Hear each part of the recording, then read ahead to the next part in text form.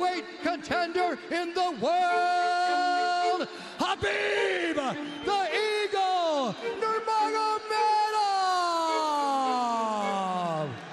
I think Khabib will win because if he catch you, he doesn't let you lose. He will make you suffer in the ring, and you don't only suffer, he makes you give up in a way that looks very bad.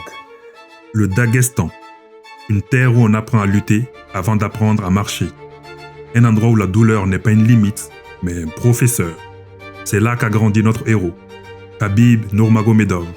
Un homme formé, façonné et presque programmé pour devenir une arme. Un style que personne ne pouvait arrêter. Une pression que personne ne pouvait supporter. Un séisme qui a frappé la planète MMA et qui n'a laissé que des décombres derrière lui. Une rivalité devenue mythique. Une domination jamais vue dans l'histoire de l'UFC. Et surtout, un record que même les légendes ne peuvent qu'observer. 29 combats, 29 victoires, 0 défaite. Voici l'histoire de l'homme qui a transformé une catégorie entière, tout en gardant son invincibilité. Aujourd'hui, on vous raconte l'ascension de Khabib, The Eagle, Nurmagomedov. Le Daghestan, c'est là qu'est né Khabib Nurmagomedov. Pas dans une famille ordinaire, dans une dynastie de combattants. Son père, Abdulmanap Nurmagomedov, était champion de judo, champion de sambo et surtout l'un des maîtres les plus respectés du MMA moderne. Un homme qui ne formait pas des athlètes, mais des guerriers. Abdulmanap ne voulait pas d'un enfant fragile. Il voulait un fils solide, un fils capable de tenir quand les autres tombent. Alors il lui a enseigné des bases, la discipline, la patience, la douleur, le respect. Et pour tester son courage, il l'a même fait lutter contre un ours.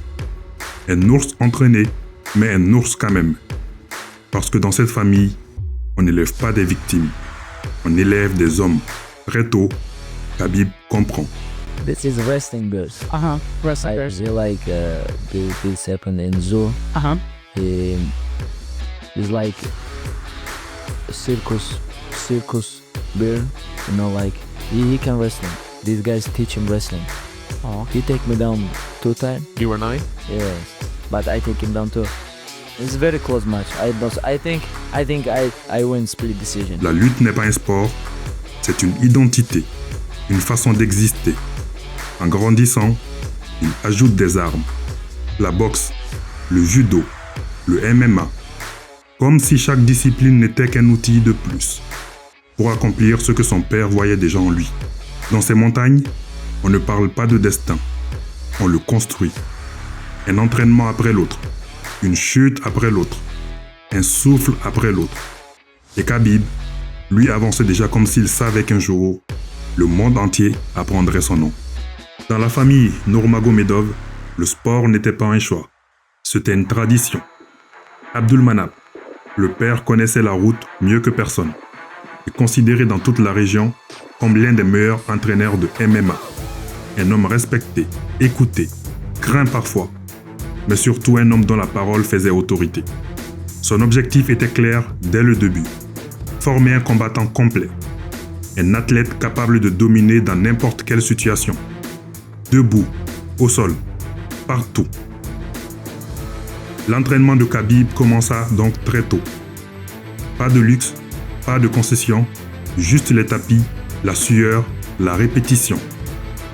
Dans leur petite salle au Daghestan, la vie tournait autour de la lutte. Là où d'autres apprenaient à courir, Khabib apprenait déjà à projeter, à contrôler, à écraser. Et les résultats apparaissent rapidement. En amateur, il ne se contente pas de gagner, il s'impose. 2 fois champion du monde de combat sambo, champion du monde en grappling. Un parcours presque parfait, construit avec une précision méthodique.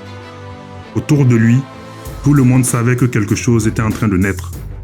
Un style, une identité, un prodige façonné par un père qui connaissait chaque étape, chaque erreur à éviter, chaque détail qui façonne un futur champion. Chez les Nurmagomedov, le sport n'était pas un passe-temps, c'était un projet familial. Et Khabib, dès ses premières compétitions, montrait qu'il était prêt à porter ce projet jusqu'au bout. À 20 ans, Khabib Nurmagomedov fait le saut. Il quitte les tapis du sambo.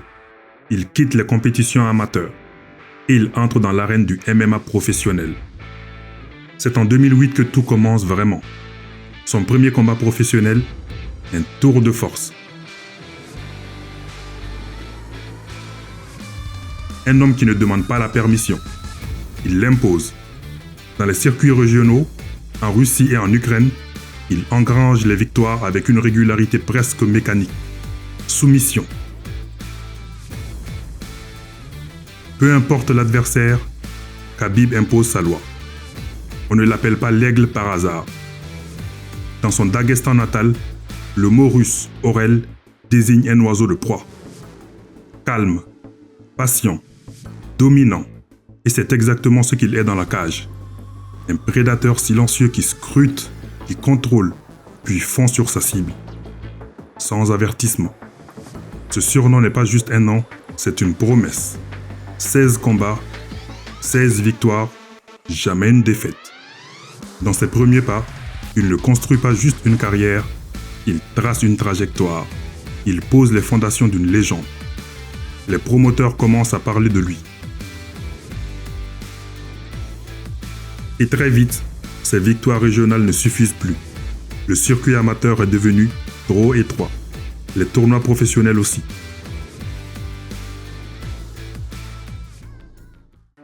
En janvier 2012, le monde du MMA découvre un nouveau nom sur leur fiche de combat. Khabib Nurmagomedov. Un nom long, difficile à prononcer, impossible à oublier.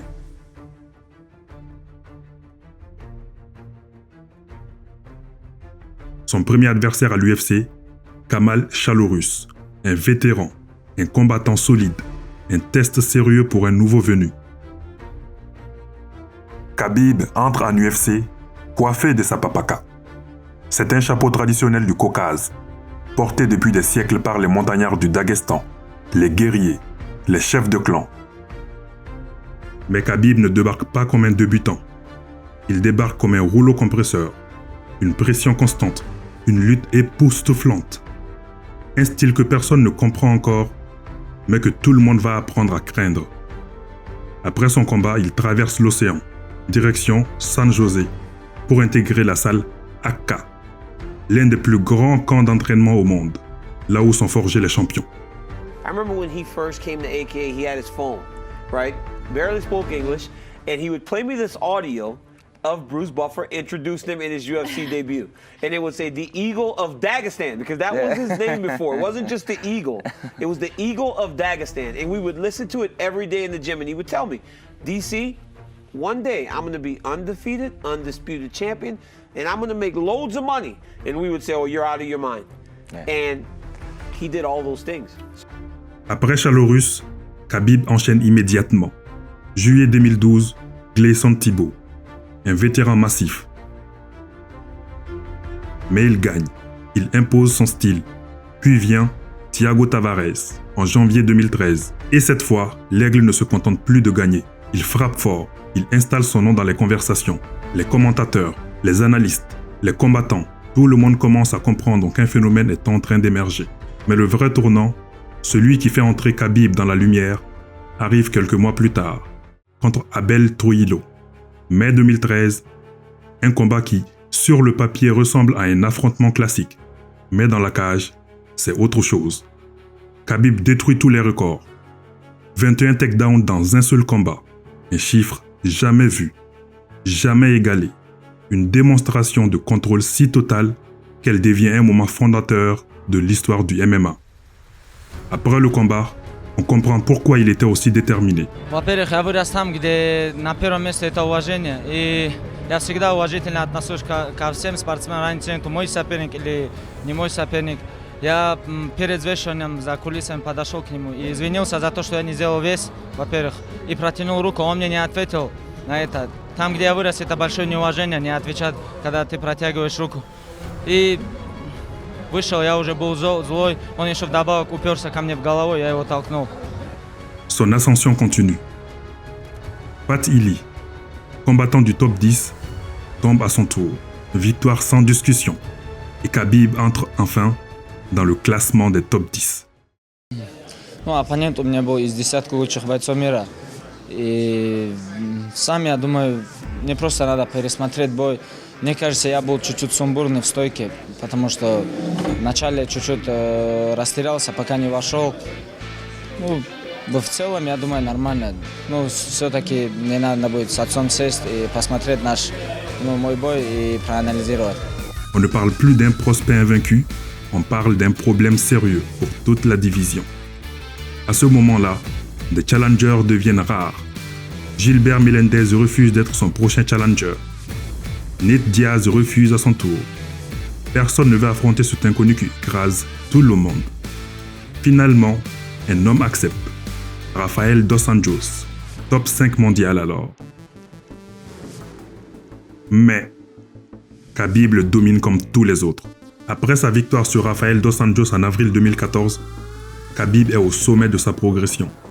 Il vient de battre l'un des meilleurs combattants de la catégorie. Il avance vers le titre. Tout semble aligné. Mais quelques jours plus tard, lors d'un simple entraînement, tout bascule. Une torsion, un craquement, un genou qui lâche, rupture du ligament croisé antérieur. Un des pires diagnostics pour un combattant de haut niveau. Mais en 2016, il se réveille. Une date de retour apparaît.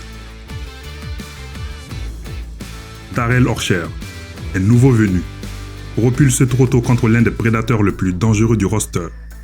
Khabib domine Orcher du début à la fin. Victoire nette, victoire symbolique après 2 ans de blessure. Après ce retour, il réclame officiellement un combat pour la ceinture. I feel like last 2 years I sit down in the jail. I said this after a fight. Now I'm free. Now I'm ready for the title. And L'UFC lui propose alors un combat pour le titre des poids légers contre Eddie Alvarez. Khabib accepte, le contrat est signé. Mais quelques semaines plus tard, l'UFC annonce une décision inattendue. Eddie Alvarez affrontera finalement The Notorious, Conor McGregor. C'est un moment de tension majeure, une décision que Khabib vit comme une vraie trahison sportive. Et dans les coulisses, après la pesée de l'événement, lorsqu'il croise McGregor dans un couloir, les insultes fusent, l'électricité est immédiate. Les fans s'apprêtent à vivre alors l'une des rivalités les plus explosives du MMA.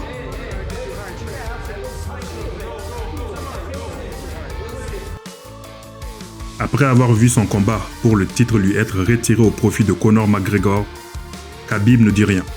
Pas devant les caméras en tout cas. Pas dans les médias. Mais dans son regard, tout est clair. Quelques semaines plus tard, l'UFC lui propose un affrontement à l'UFC 205 au Madison Square Garden contre Michael Johnson. Un striker rapide, explosif, qui a déjà battu des noms importants de la catégorie. Le soir du combat, on ne voit pas un homme frustré, on voit un homme à mission. Johnson touche fort en début de combat, mais Khabib ne recule pas d'un millimètre. Entre 2 rounds, Khabib réclame à Dana White son title shot. So Khabib, in between rounds, he was sitting down screaming at me, "Give me that belt! Now you know I'm the best." I'm like, how about you finish this fight first and then we'll talk. Every round screaming at me after the fight, so... La soumission arrive dans le 3e round. Hey guys, Irish only 6 million, Russian 150 million. I wanna fight for your chicken because this is #1 easy fight in lightweight division. L'UFC finit par céder, un combat est officialisé. Khabib contre Tony Ferguson pour le titre intérimaire des poids légers à l'UFC 209. La veille de la pesée, tout se fondre. Au petit matin, Khabib est transporté d'urgence à l'hôpital. Cutting trop violent, déshydratation extrême, et lorsque les médecins l'examinent, le diagnostic tombe. Fissure à la colonne vertébrale. L'UFC annule le combat. Après des mois de silence et de reconstruction, Khabib est enfin prêt à retourner dans la cage. UFC 219, son adversaire, Edson Barboza. Un test que beaucoup pensent être trop ambitieux pour un combattant sortant d'une hospitalisation et d'une fissure à la colonne. This fight is a real contender fight, and he's top 5, I'm top 5, you know. And after this fight, I'm gonna fight for the title when I beat him, inshallah. And this year, I wanna finish, and New Year, I wanna come like #1 contender.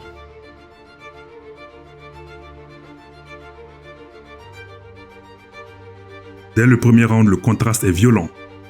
Au sol, dans le clinch, sur chaque séquence, il donne l'impression d'être un niveau au-dessus.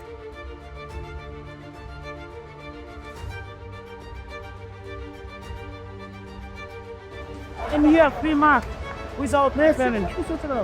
When you have wife pregnant, he cry 1.5 years. Oh, my wife pregnant. But I'm come here like man. Because I try stay busy. But without injury, I can smash you all like it. Les 3 rounds sont une masterclass.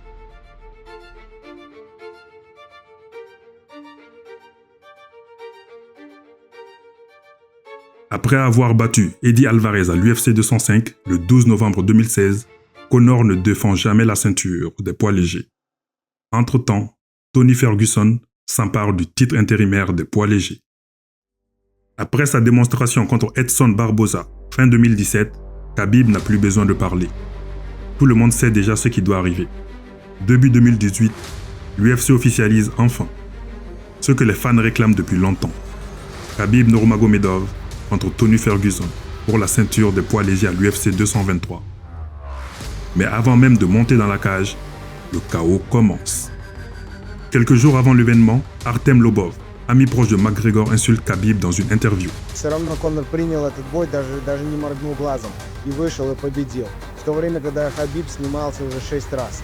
Он снимается, у него там чуть-чуть заболело, у него там в заднице или еще где-то, он снимается. Вес не может даже сделать. Ему наплевать на фанатов, что там все прилетели к нему из России, там одну визу получить, сколько это занимает. Сколько стоит билеты прилететь.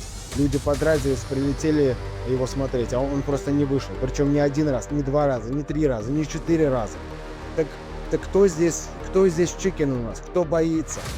Khabib le croise dans un hôtel, il le colle contre un mur, il exige des explications. La vidéo tourne partout. McGregor la voit et il explose. Le 5 avril 2018 à Brooklyn, McGregor débarque avec une vingtaine d'hommes, pénètre les sous-sols de la salle et attaque le bus dans lequel se trouve Khabib.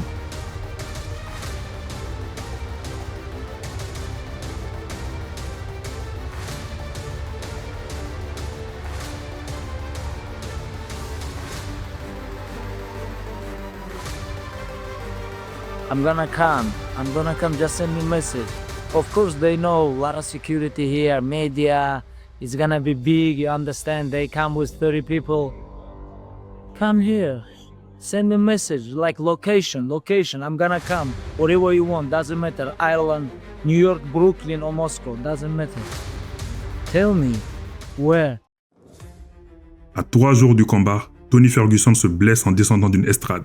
Une rupture ligamentaire du genou. Un accident absurde. Le combat tombe à l'eau. Pour la 4e fois. Le main event doit être sauvé. L'UFC trouve enfin un remplaçant. Al Iaquinta. Classé bien plus bas, pas préparé, pas attendu, juste un homme courageux. Le combat a lieu et Khabib fait ce qu'il sait faire. Il contrôle chaque round, chaque minute, chaque échange.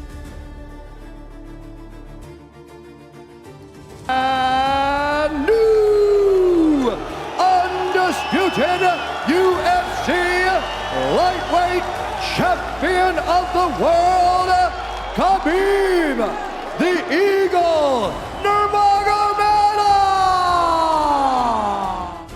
First of all, I want to say Alhamdulillah. Without God, we cannot do nothing. Everything is nothing. You know, number one, believe on your one God. And I'm very sad about all my team here without my father. This everything because of my father. Alhamdulillah. Thank you so much, Father. Like George James St. Pierre said one time, even you black belt, you have to stay in your mind white belt. But now I want to fight with George St. Pierre in New York, Madison Square Garden. I want to say thank you for my opponent and his team. Yaquinta is a real Brooklyn gangster. This is not about chicken. Yaquinta is real gangster. He come here. Where's Conor? He wanna fight with Bass. I wanna fight with real gangster. You know. Yaquinta, thank you so much. Khabib est enfin champion des poids légers. Mais dès l'instant où la ceinture s'attache autour de sa taille, une ombre revient vers lui et prête à tout pour récupérer son trône. The Notorious Conor McGregor.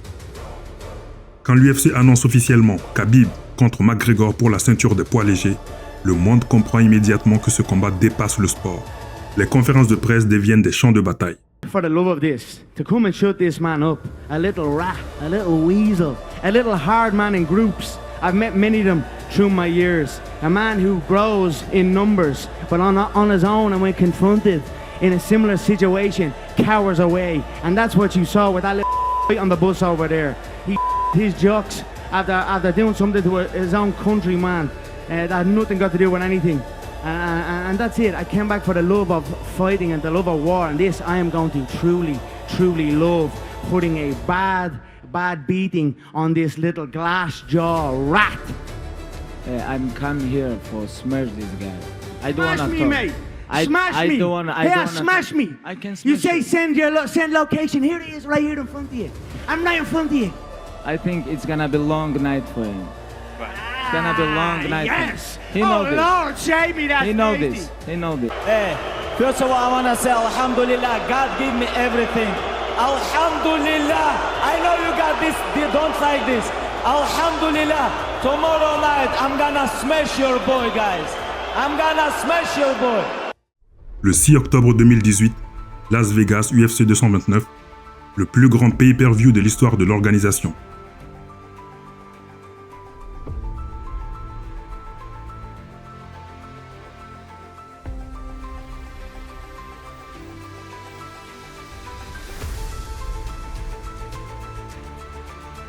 Dès le début, Khabib impose son rythme, sa pression, sa lutte.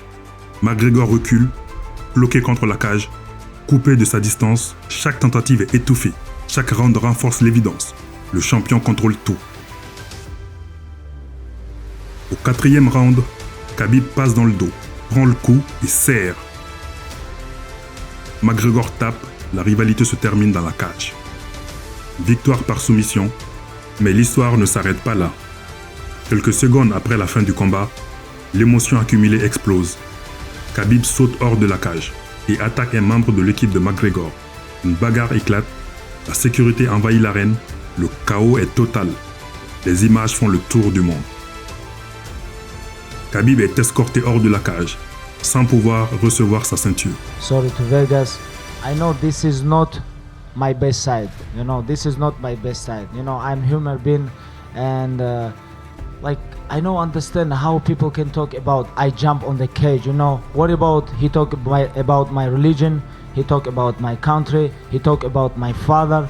He come to Brooklyn and he broke bus, he almost killed couple people. What about this? What about this shit? Like, okay, when I catch his neck and I choke him, like he tap, you know, it's like, and I think, hey, you bring like thousands of people from Ireland here on different part of world, and you tap in front of them, like, and you talk about warrior or something like this. How you can tap? Go sleep.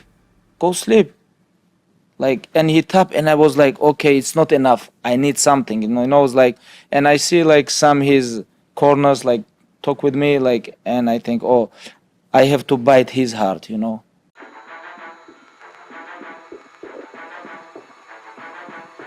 Khabib sort du plus grand combat de sa carrière. Il a battu McGregor, défendu son honneur et marqué à jamais l'histoire de l'UFC. Mais après la bagarre de l'UFC 229, la commission athlétique frappe fort. Suspension, amende, interdiction de combattre pendant plusieurs mois. Il continue de s'entraîner. Il sait que lorsqu'il reviendra, il devra affronter l'un des hommes les plus respectés de la division, Dustin Poirier. Le combat est programmé à Abu Dhabi. Victoire par soumission, 28 victoires, 0 défaite et champion incontesté. L'année 2020 commence comme toutes les autres. Khabib s'entraîne, le titre est toujours autour de sa taille. L'objectif est simple, défendre à nouveau la ceinture. Mais le destin, une fois encore, a d'autres plans. Une pandémie frappe le monde. les frontières se ferment, les événements s'annulent, les avions sont cloués au sol et Khabib coincé en Russie, mais l'histoire prend soudain une tournure plus tragique. Car loin des caméras, le père de Khabib, son mentor, son guide, tombe malade. Complications liées au Covid. Puis, la nouvelle tombe. Le 3 juillet 2020, Abdulmanap Nurmagomedov meurt. Pour Khabib, c'est la fin d'un monde. Pas seulement la perte d'un père, mais la perte d'un repère. Alors, malgré la douleur, malgré la peine, malgré le deuil, Khabib accepte le prochain combat prévu contre Justin Gaethje en octobre 2020 à Abu Dhabi.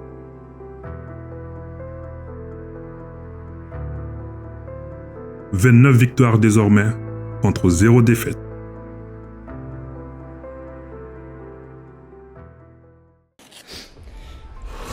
Alhamdulillah. First of all, I want to say Alhamdulillah. God gave me everything. Today, I want to say it was my last fight. And no way I'm gonna come here without my father. It was first time when, after what happened with my father, when UFC called me about Justin, I talked with my father, my mother, 3 days. She don't wanna I go fight without father, but I promise her it's gonna be my last fight. And if I give my word, I have to follow this. Ce soir-là, Khabib Nurmagomedov quitte l'UFC invaincu.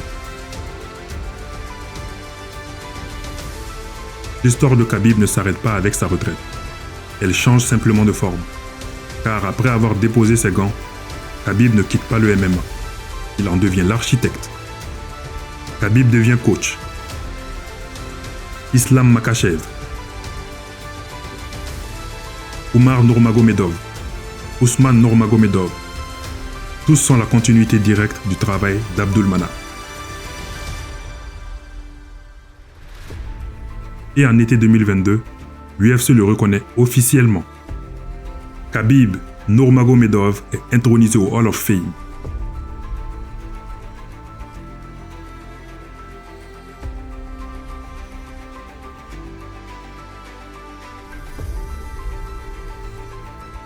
First of all,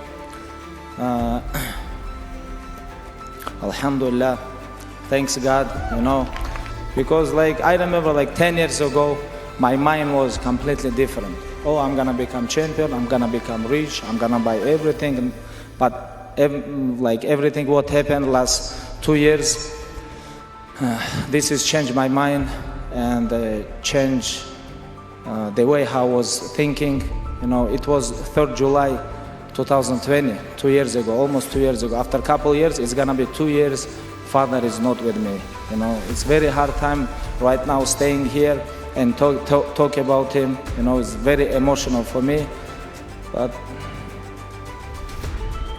And